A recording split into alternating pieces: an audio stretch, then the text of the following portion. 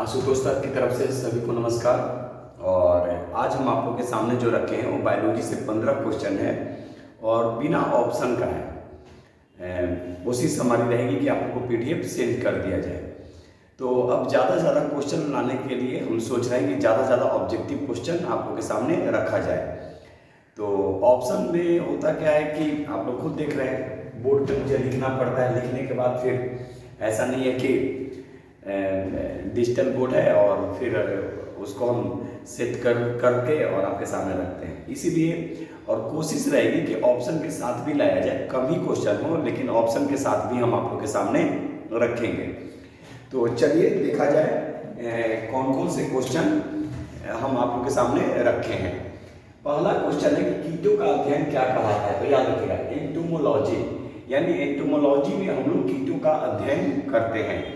Question number 2, पादप एवं जंतुओं के बीच का संयोजक कड़ी माना जाता है। तो युगलीना, याद रखेगा, यानी पादप एवं जंतुओं के बीच का संयोजक जो कड़ी जो माना जाता है वो युगलीना को माना गया है।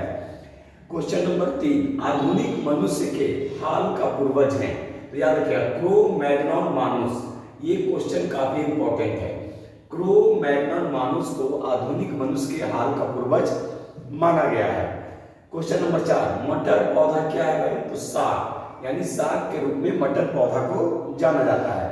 पादप कली है तो एक भ्रूणीय टहनी, यानी एक भ्रूणीय टहनी, यानी आपसे क्वेश्चन पूछा जा सकता है कि पादप कली क्या है।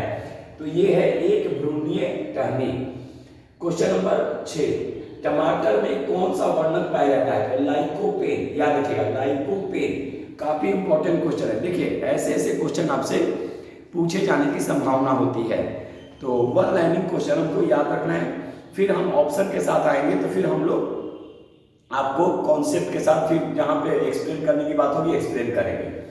तो टमाटर में कौन सा वर्णक पाया जाता है। तो लाइकोपेन। क्वेश्चन नंबर 7, ये तो एकदम याद रखिएगा, कवकों का अध्ययन हम कई बार आपको बनवा चुके हैं। तो कवकों का अध्ययन कहते हैं माइकोलॉजी। और यहाँ पर एक पूछ लेगा शैवालों का अध्ययन, याद रखिएगा, शैवालों का अध्ययन अगर पूछेगा कि शैवालों का अध्ययन, तो याद रखेंगे फाइकोलॉजी। फाइकोलॉजी, यानी यहाँ पे कवकों का अध्ययन है तो कवकों का अध्ययन माइकोलॉजी। एम्फीबिया वर्ग में आते हैं। अब भाई एम्फीबिया वर्ग में क्या आते हैं। तो याद रखेगा, जो जल एवं स्थल दोनों जगहों पर जो पशु रहते हैं, यानी जल एवं स्थल दोनों जगहों पर रहने वाले को एम्फीबिया वर्ग में रखा गया है। क्वेश्चन नंबर 9, कुनैन जो मलेरिया के उपचार में प्रयोग की जाती है, सिंकोना पादप के किस भाग से प्राप्त होता है। सबको मालूम है कि भाई कुनैन जो है मलेरिया के उपचार में प्रयोग किया जाता है, लेकिन इसका जो सिंकोना जो पादप है वो कहां से प्राप्त होता है। तो ये छाल से। क्वेश्चन नंबर 10, अफीम का मुख्य अवयव क्या है। तो मार्फिन, याद रखिएगा, अफीम का मुख्य अवयव जो है वो मार्फिन है। और याद रखिएगा, एक क्वेश्चन है कि अफीम के लिए या सोरा के लिए जो क्षेत्र जो जाना जाता था मध्यकाल में वो था बिहार। ऐसे भी क्वेश्चन आपसे पूछे जाएंगे। क्वेश्चन नंबर 11, डीएनए की खोज किसने किया था। देखिए, काफी इंपॉर्टेंट क्वेश्चन है। हम लोग लगा देते हैं वाटसन एंड क्रिक, जो गलत है। याद रखिएगा, फ्रेडरिक मिशर, यानी डीएनए की जो खोज किया गया था वो फ्रेडरिक मिशर के द्वारा खोज की गई थी। क्वेश्चन नंबर 12, प्रोटीन, सर्वाधिक प्रोटीन पाया जाता है। याद रखिएगा, सोयाबीन में। याद रखिएगा, यानी सबसे अधिक अगर प्रोटीन जो बात करते हैं कि सबसे अधिक प्रोटीन कहां पाया जाता है, तो ये पाए जाते हैं सोयाबीन में। क्वेश्चन नंबर 13, शरीर का तापक्रम नियंत्रित करता है। तो याद रखिएगा, शरीर का जो तापक्रम जो नियंत्रित करता है वो करता है हाइपोथैलेमस, यानी हाइपोथैलेमस जो है वो शरीर के तापक्रम को नियंत्रित करता है। क्वेश्चन नंबर 14, थैलीसीमिया प्रभावित करता है। काफी इंपॉर्टेंट है। देखिए, ये आरबीसी को प्रभावित करता है। और ल्यूकेमिया जो है, याद रखिएगा, ल्यूकेमिया जो है वो डब्ल्यूबीसी को प्रभावित करता है। याद रखिएगा, यानी अगर थैलीसीमिया पूछेगा तो ये आरबीसी को प्रभावित करता है, और ल्यूकेमिया जो अगर पूछेगा तो वो डब्ल्यूबीसी को प्रभावित करेगा। ठीक है। क्वेश्चन नंबर 15, रानीखेत बीमारी संबंधित है। तो याद रखिएगा, मुर्गियों से, यानी रानीखेत जो बीमारी जो संबंधित है ये मुर्गियों से संबंधित है, यानी रानीखेत एक बीमारी है जो मुर्गियों से संबंधित है। देखिए, हम आपके सामने 15 क्वेश्चन रखे और वन लाइनिंग रखे और एक बार में आपको पढ़ते चले गए। तो इसको आराम आराम से आप लोग देखिएगा, आराम आराम से सुनिएगा और फिर इसको खुद लिखने की कोशिश करेंगे। तो चलिए, जैसा हम एक बार फिर करते हैं कि हम दोबारा रिपीट करते हैं, तो एक बार देख लेंगे। हमारा पहला क्वेश्चन था कि कीटों का अध्ययन क्या कहलाता है, तो एंटोमोलॉजी। दूसरा क्वेश्चन है कि पादप एवं जंतुओं के बीच संयोजक कड़ी माना जाता है, तो यूग्लिना को। क्वेश्चन नंबर 3, आधुनिक मनुष्य के हाल का पूर्वज है, तो क्रो-मैग्नॉन मानुस। क्वेश्चन नंबर 4, मटर पौधा है, तो साग। क्वेश्चन नंबर 5, पादप कली है, तो एक भ्रूणीय टहनी। क्वेश्चन नंबर 6, टमाटर में कौन सा वर्णक पाया जाता है, तो लाइकोपीन। क्वेश्चन नंबर 7, कवकों का अध्ययन कहलाता है, काफी इंपॉर्टेंट क्वेश्चन है, तो माइकोलॉजी। और यहाँ पे आपको सवालों का भी पूछेगा, याद रखिएगा। कुछ वैसे क्वेश्चन हैं जो हमेशा एग्जाम में आते रहता है, ठीक है। तो कवकों का अध्ययन माइकोलॉजी। एम्फीबिया वर्ग में आते हैं, तो जो जल एवं स्थल दोनों जगहों पे रहते हैं वो एम्फीबिया वर्ग में आते हैं।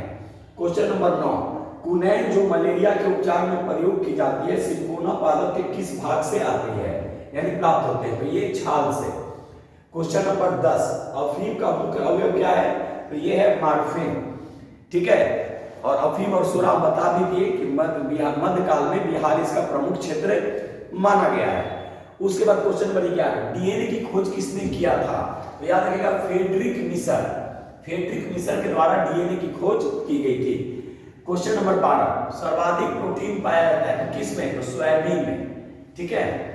क्वेश्चन नंबर 13, शरीर का तापक्रम नियंत्रित कौन करता है, तो हाइपोथैलेमस, यानी शरीर के तापक्रम को नियंत्रित जो करता है वो हाइपोथैलेमस के द्वारा किया जाता है, ठीक है। क्वेश्चन नंबर 14, थैलीसीमिया प्रभावित करता है किसको, तो आरबीसी को।